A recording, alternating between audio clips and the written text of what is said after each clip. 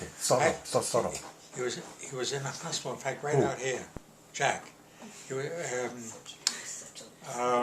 part of the Pilgrim State. The government took over part of the Pilgrim State Hospital, and we call it the Mason General Hospital. But it was in that complex.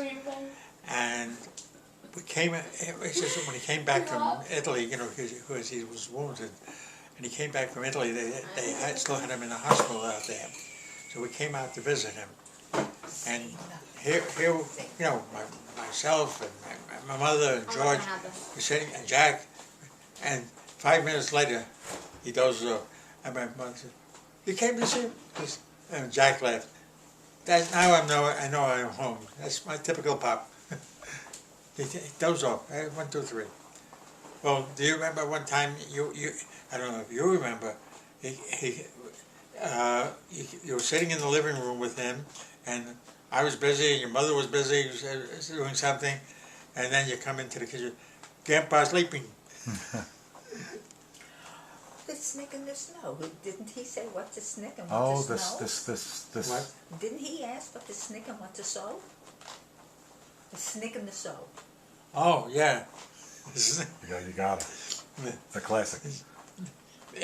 He started telling you a story, and this is about the Snick and the sew, and you're listening and listening, and you say, "Grandpa, what's a Snick?" He says, "You know, one of those things that wiggle around on the ground." "Oh, what's a sew?" "You know, something that you take and you cut with." "You're talking about a snake and a sword."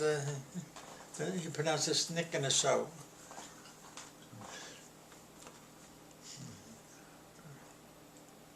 Well, his English was, as I say, was limited. Remember one time, he was like, I don't know if he was a manager or something, the guy calls up and says, "I'm here on the premises." He says, "Promises, don't you know what the promise is?" He meant the premises. It's the same premises. See, you have so many more stories. I don't remember any stories. But you know, in all the kibitzing around, and all the things that you have to remember, the man, although his English was weak, still had some knowledge of English, knew Yiddish, and he knew a lot of Russian. Mm-hmm. So he did have knowledge of 3 languages. That's right. Mm-hmm. We have to remember that this was a 3rd language and sometimes a 4th language. And even, you know, unfortunately I've forgotten a lot, but I still remember a lot of Yiddish, and I'm very happy that I do remember it. Mm-hmm. And many a time I use a Jewish expression with them to say something. It's like before you say nachas, there's all sorts of, or beshert, things like that. So yeah, I used to be able to really. In fact, I told you that when I was a kid, they used to take me to the Jewish theater. Ever tell you about Jenny Goldstein? Was a big star. She was the Betty Davis of the Jewish theater. Mm-hmm. You know, saw her in some really corny melodrama where she's has abandoned her child, and now she's become a scrub woman cleaning up a wedding hall. And the bride comes into the wedding hall by herself, highly unlikely, and they start a conversation. And within a few minutes, "Mama, daughter," and you could have swam out of the theater from all the tears that were being shed. This was the type of stuff that, and then there was comedies that they made it as well. Some of them not so funny. I always remember one particular comedy. I don't remember the whole picture, but this guy is trying to get away from his wife. So he decides that the only way to get away from his wife is to act crazy. So he's carrying on. So she says, "I'm calling Bellevue." At those days, that's where the people were saying go. So he goes into the other, she pushes him into another room, and his friend says, let me go talk to him. So his friend goes in to him and talking to him.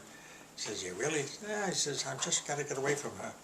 So he says, and he says, by the way, he says to the friend, while I'm waiting for the, would you go down and get me a pastrami sandwich? He says, you're crazy, and you want a sandwich? He says, well, even a crazy person has to eat. They said it in Yiddish. Misschien dat daar vergessen. Bonus.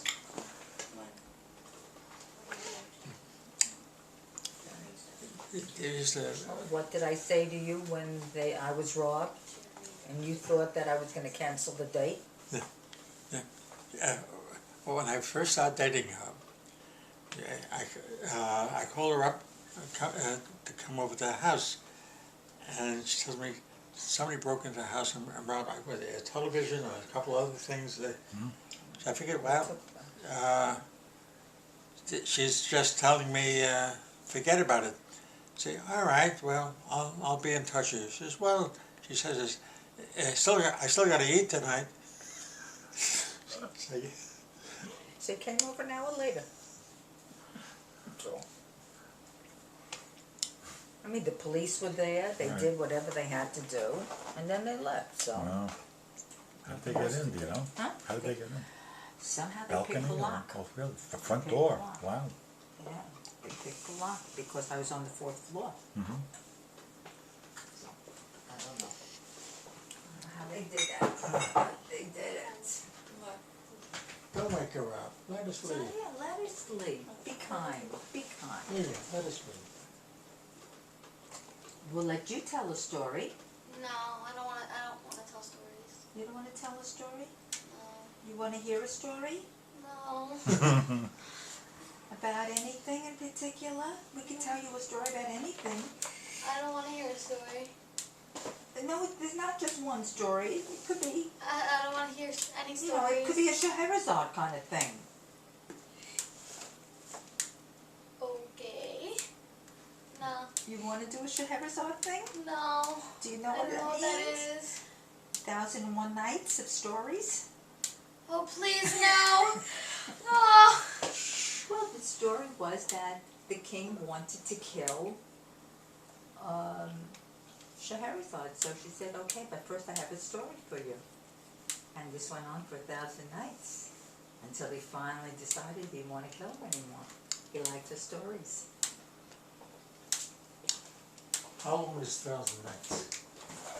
1,000 nights. How long is it? How many weeks, months, years? How many years? Roughly. Don't have to be exact. About, I have more coffee if you want. Should I tell you? wait, I got this. Roughly. A little over 3 years. This way?